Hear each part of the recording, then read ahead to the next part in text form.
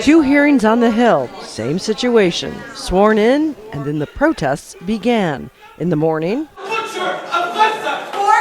7 mass graves, and the afternoon. You are a war criminal. Shame on you. Allies and partners.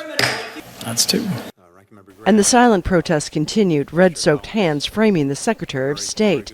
On the prosecutor at the International Criminal Court seeking arrest warrants for the leaders of Israel and Hamas, Blinken promised to work with Congress to find a way to punish the ICC. Let's look at it. We want to work with you on a bipartisan basis to find an appropriate response.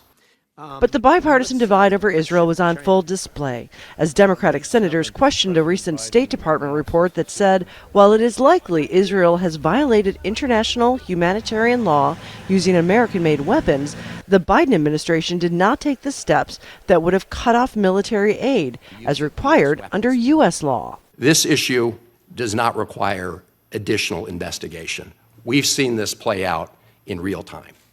And on the report stating Israel is doing more to get humanitarian aid in? I think that's grading on a curve that if that's sufficient, then anything's sufficient.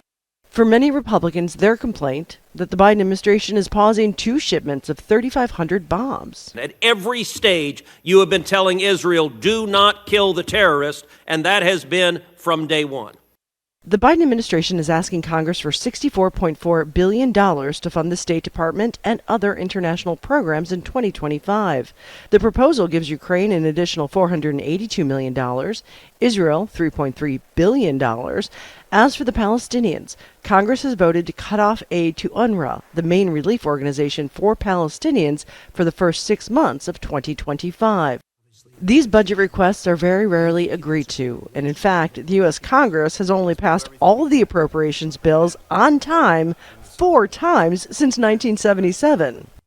On Israel's war on Gaza, Blinken basically said the same thing he's been saying for months, that Israel has a right to defend itself, that it's not doing enough to get humanitarian aid into Gaza.